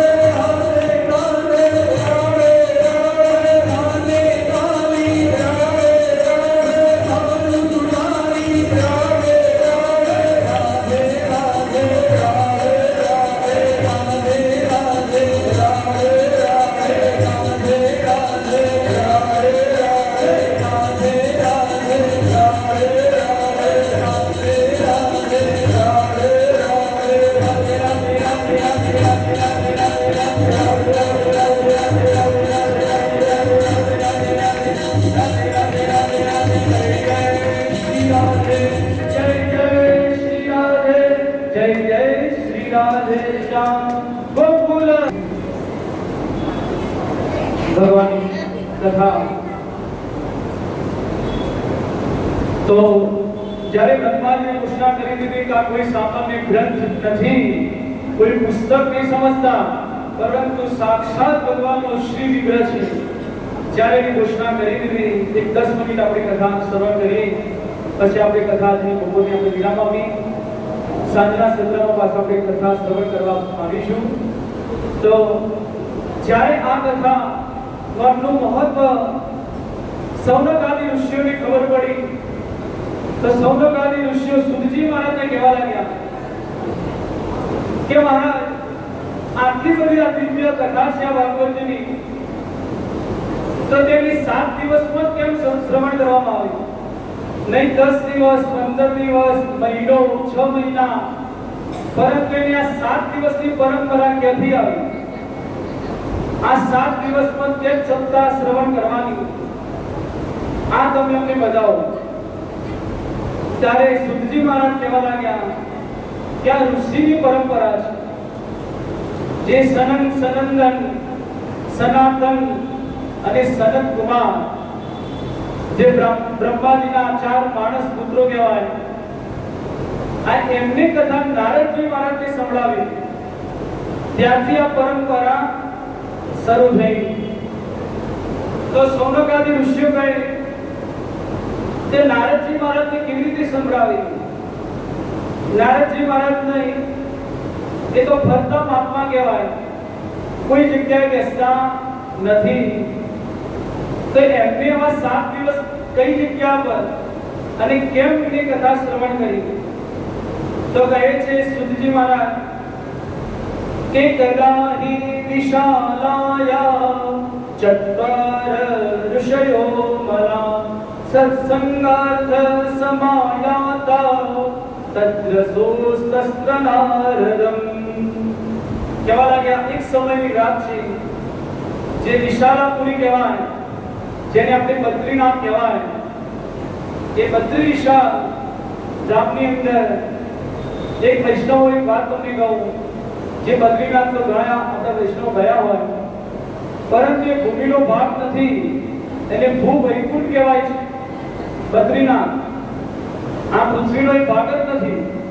જો તમારે વૈકુંઠ જોવું હોય, જે ભૂ વૈકુંઠ કહેવાય, તો એકવાર તમે બદ્રીનાથમાં દર્શન કરવા જજો. કેમ કે જે આચાર્યો, મહાત્માઓ, સંતો આપણા કહે છે, જેને ભૂ વૈકુંઠ કહેવાય છે, ત્યાં વિશાલાપુરીની અંદર આ ચાર જે બ્રહ્માજીના માનસ પુત્રો તે વિચરણ કરી રહ્યા હતા, એમને પણ સત્સંગ જોઈતો હોય છે. સત્સંગ કઈ જગ્યાએ મળે તેના માટે તે વિચરણ કરતા હતા. તેમની નજર નારદજી મહારાજ પર પડી ગઈ, તો નારદજી મહારાજ પણ ત્યાં ફરી રહ્યા હતા. તો સનત કુમારની પાસે આવીને કહેવા લાગ્યા, નારદજી મહારાજ, કેમ તમે આવા ઉદાસ દેખાવ છો? તમારું મુખ કેમ લટકેલું છે? કઈ ચિંતા તમને સતાવે છે તે તમે અમને બતાવો. તમે તો આવા સત્સંગ પ્રેમી મહાત્મા છો, અને તમારું મુખ આવું ઉદાસ હોય તે ચાલે નહીં. ત્યારે નારદજી કહે કે હું પણ તમારા જેવો સત્સંગી છું. હું પણ સત્સંગ જ્યાં મને મળે ત્યાં હું ભરતો હોઉં છું. તો હું પણ આ ભારત વર્ષમાં ભારતના બધા જ તીર્થોમાં હું ગયો. કયા કયા તીર્થોમાં ગયા નારદજી મહારાજ એ પણ જે કહે છે, પુષ્કરમ ચ પ્રયાગમ ચ કાશી ગોદાવરી તથા હરિક્ષેત્રમ કુરુક્ષેત્ર શ્રીરંગમ સેતુબંધનમ. કહે છે હું ભારતના બધા તીર્થોમાં ગયો. બધા તીર્થોનો જે ગુરુ કહેવાય એને પુષ્કર કહેવાય છે. પુષ્કર જે રાજસ્થાનમાં આવ્યું તે બધા તીર્થોનો ગુરુ કહેવાય, અને જો તીર્થોનો રાજા કહેવાય તેને પ્રયાગ કહેવાય છે. જે પ્રયાગરાજ એ તીર્થોનો રાજા છે. તો કહેવા લાગ્યા પ્રયાગરાજ એ ગુરુ છે, અને હું કાશી ગયો, કુરુક્ષેત્ર ગયો, ગોદાવરી ગયો, શ્રીરંગમ ગયો, રામેશ્વરમ ગયો. બધા જ ભારતના તીર્થોમાં ફરતા ફરતા પરંતુ મને કોઈ જગ્યાએ મને શાંતિ મળી નથી. પાખંડા નિરતા સંત, જેટલા પણ સંતો મળ્યા એ બધા જ પાખંડમાં હોય એવા મળ્યા. એમની પાસે કોઈ તપસ્યા, તપ નથી, સત્સંગ નથી, અને મોટા મોટા આશ્રમો બનાવીને બેઠા છે, પરંતુ એમની પાસે કોઈ તપસ્યા, કોઈ સત્સંગ નથી. તો સંતો પણ મને બધા એવા મળ્યા. તો અને કહે છે કે વિરક્તો પાસે ગયો, જે ગૃહસ્થ લોકો છે એમની પાસે પણ ગયો. તેમને પણ ઘરે છોકરાઓને ભણાવવાની, ખાવા પીવાની પણ ઘણી બધી તકલીફ, અને એ પણ આશ્રમમાં જઈ ભંડારામાં પૈસા આપી આવે, પરંતુ એમને પણ ઘર કેવી રીતે ચલાવવું એ પણ એમની પાસે ખબર નથી. તો ગૃહસ્થો પણ બધા એવા મળ્યા, અને કહે છે સત્યમ નાસ્તિ તપસોચમ દયા દાન નવિદ્યતે. નથી કોઈ જગ્યાએ મને સત્ય દેખાયું, સત્ય કોઈ જગ્યાએ જોવા નથી મળ્યું. કોઈ જગ્યાએ કહે છે નારદજી મહારાજ તપ નથી, તપ કોઈ જગ્યાએ દેખાયું નહીં તપ કરતા. કહે છે સોચમ, સોચમ ને કહેવાય પવિત્રતા, આંતરિક અને બાહ્યંતર આ બંને પવિત્રતા દરેકમાં હોવી જોઈએ. તો પરંતુ આ સોચમ પણ કોઈ જગ્યાએ દેખાયું નહીં. બહારથી આપણે સુંદર પવિત્રતા દેખાય, કેટલા સુંદર, પરંતુ અંદરથી કેટલી બધી અપવિત્રતા હોય. તો આવા પવિત્રતા કોઈ જગ્યાએ નારદજી મહારાજ મને દેખાય નહીં. કોઈ જગ્યાએ કહે છે દયા ન દેખાઈ, તમે હાલના પણ ઘણા વ્યક્તિઓને જુઓ તો કોઈ જગ્યાએ કોઈ મુસીબતમાં દેખાય, પરંતુ ત્યારે તરત જ આપણા ઘણા લોકો આ વિડીયો બનાવવા લાગે, પરંતુ એની દયા આપણને આવતી નથી. તો પહેલી દયા જરૂરી છે કે એને આપણે પહેલા મદદ કરીએ, એનું કાર્ય એનું થાય, પરંતુ આપણને દયા પણ દેખાતી નથી. અને દાન પણ કોઈ આપતા નથી. તો આ એક પણ વસ્તુ આ કળિયુગમાં હું બધા જ તીર્થોમાં ફર્યો, પરંતુ મને દેખાઈ નહીં. પછી કહે છે ગૃહસ્થોના ઘરે ગયો તો શાલકો બુદ્ધિદાયક, કહે છે ગૃહસ્થોના ઘરે કરુણી પ્રભુતા કે કરુણા કહેતી કે કળિયુગમાં બધા જ ગૃહસ્થોના ઘરે સ્ત્રીઓનું રાજ ચાલે છે. આવું નથી કહેતું, પરંતુ નારદજી મહારાજે જે એમને કળિયુગમાં દેખાયું તે કહેવા લાગ્યા કે સ્ત્રીઓનું રાજ ચાલે છે, સ્ત્રીઓ કહે એ પ્રમાણે ઘરમાં થાય છે. અને શાલકો બુદ્ધિદાયક એટલે જ્યારે કોઈ સલાહ સૂચનની જરૂર પડે તો પોતાના ભાઈ બાજુમાં રહેતા હોય, પરંતુ ભાઈને પૂછવા જાય નહીં, પરંતુ સાડીને બોલાવવામાં આવે છે. શાલકો બુદ્ધિદાયક એટલે કે શાળાને બોલાવવામાં આવે, પરંતુ બાજુમાં પોતાનો ભાઈ રહેતો હોય એને પૂછે નહીં. તો આવા લોકો કળિયુગની અંદર જોવા મળ્યા. અને તમે હાલના પરિસ્થિતિમાં પણ જુઓ તો આવી પરિસ્થિતિ જે નારદજી મહારાજને દેખાઈ હતી એ જ તમે આ કળિયુગના બધા આપણા માણસો દેખાય છે. અને કહે કન્યા વિક્રયિતો લોભા દંપતિનામ ચકલકલમ, કન્યાઓને પૈસાથી છોકરીઓને વેચે છે. ઘણા બધા એવા આપણા સમાજ છે જેને આજે પણ દીકરીઓને પૈસાથી વેચવામાં આવે છે, પછી તેના વિવાહ લગ્ન કરાવતા હોય, એ પણ એમને જોયું. અને દંપતિનામ ચકલકલમ, દંપતીઓમાં પતિ પત્નીઓની વચ્ચે દરરોજ ક્લેશ અને કંકાસ રહેતો હોય છે. આ બધા જ લક્ષણો નારદજી મહારાજે જોયા. અને ત્યારે આ બધું કોઈ જગ્યાએ મને સત્સંગ ન મળ્યો, ત્યાં ફરતો કે હું તો વૃંદાવન આવી ગયો, કે મેં વિચાર્યું કે વૃંદાવનમાં તો ભગવાન ગોવિંદે એટલી બધી મધુર લીલાઓ કરી છે, તો વૃંદાવનમાં મને શાંતિ મળશે. જે જ્યારે હું ફરતા વૃંદાવન આવ્યો તો વૃંદાવનમાં આવીને તેમને જોયું તો યમુનાજીના તટ પર એક એમને આશ્ચર્ય જોયું.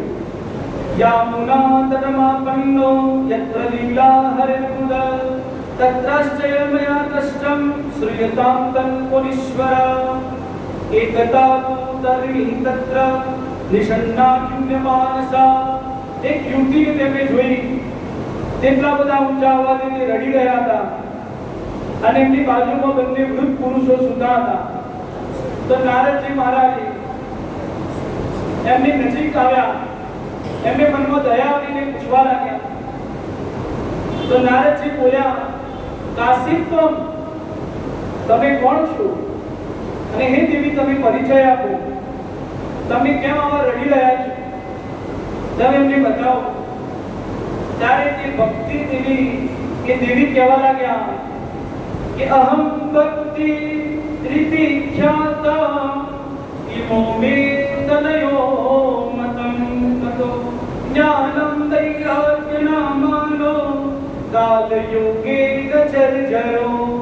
કહે છે નારદજી મહારાજને કે મારું નામ ભક્તિ દેવી છે, અને આ બંને વૃદ્ધ પુરુષો જે સુધા છે એ બંને મારા પુત્રો છે. એકનું નામ જ્ઞાન અને બીજાનું નામ વૈરાગ્ય. નારદજી મહારાજ તો જોઈને વિચારમાં પડી ગયા કે 20 વર્ષની માતા અને 90 વર્ષના પુત્રો કેવા હોય, કેવી રીતે હોઈ શકે? નારદજી મહારાજ તો આમ તેમ માતા સામે જોઈએ, બંને તેમના બાળકો પાસે જોવે, જોતા આશ્ચર્ય થઈ ગયું કે કેવી રીતે હોઈ શકે. તો ત્યારે ભક્તિ દેવી કહ્યું, કાલ યોગીને ચલો મહારાજ, આ કલયુગની એટલા માટે હું રડી રહી છું કે મારા પુત્રો એમની હાલત મારાથી જોવાતી નથી, એટલા માટે હું રડી રહી છું. નારદજી મહારાજ કહે છે તમારા આજુબાજુ બધી સ્ત્રીઓ છે તે કોણ છે? તો ગંગાદ્યા સરિત સ્થિત મત્સેવાર્થમ સમાગતા. કહે છે કે જેટલી પણ દેવીઓ મારી સેવા કરે છે તે ગંગાજી, યમુનાજી, બધી જેટલા નદીઓ છે એ બધી જ દેવીઓ મારી સેવા કરવા આવી છે. અને કહે તો કહે છે તમારો પરિચય, તમારો જન્મ ક્યાં થયો? ત્યારે તે ભક્તિ દેવીજી કહેવા લાગ્યા. એ આપણે કથા આપણે 4 વાગે શ્રવણ કરીશું. આજની કથા આપણે બપોરના સત્રની અહીં વિરામ આપીએ અને 4 થી આપણે 7 નો સાંજના સત્રનો સમય છે. સવારે 10 થી 12 અને સાંજે 4 થી 7. તે પ્રમાણે ભક્તિ દેવીનો આગળ પરિચય અને આગળ નારદજી મહારાજ ની એ જે આગળ મહાત્મ્યની આપણે કથા 4 વાગે શ્રવણ કરીશું. તો યમુનાજીનો જે તટ ઉપર ભક્તિ દેવી હતા તો આપણી કથા પણ અત્યારે બપોરના સત્રમાં જે આપણે વિરામ આપીએ તો યમુનાજીને કીર્તન છે ગાઈ યમુનાજીને આપણે નમસ્કાર વંદન કર્યા. જે પ્રથમ દિવસની પણ કથા છે તો આપણી શ્યામ સુંદર યમુની મહારાણીજીને નમસ્કાર વંદન કરી આજના બપોરના સત્રને આપણે અહીં વિરામ આપીશું.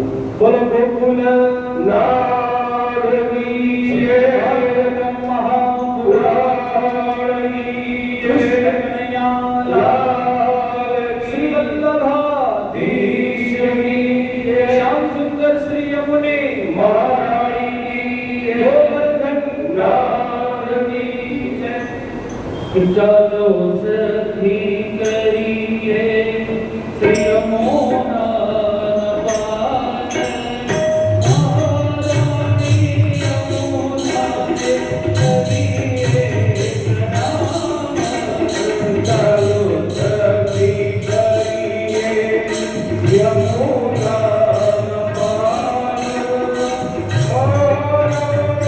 Yamuna,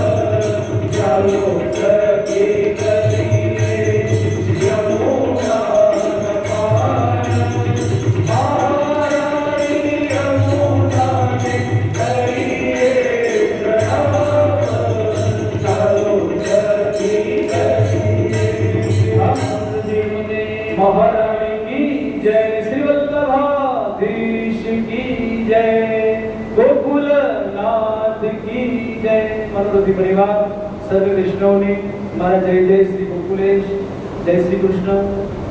બપોરે 4 વાગે કથાનો સત્ર પ્રારંભ થશે. જે પણ વૈષ્ણવોએ ભાગવતની પરિક્રમા કરવી હોય તો સવારે આપણે 10 વાગ્યા પહેલા અને બપોરે 4 વાગ્યા પહેલા બપોરના સમયમાં વ્યવસ્થા આપણે બનાવી છે. એવી રીતે આખા ભાગવતજીની પરિક્રમા પણ તમારી અડધી પુરુષોત્તમ માસમાં પણ જો પરિક્રમા કરવી હોય તો પણ તમને લાભ મળી શકશે. પરંતુ કથાના આપણે પહેલા અને જ્યારે સવારે 10 વાગે પ્રારંભ થાય એના પણ પહેલા એ જ પ્રમાણે લાભ લેજો. સર્વે વૈષ્ણવને જય જય શ્રી ગોકુલેશ.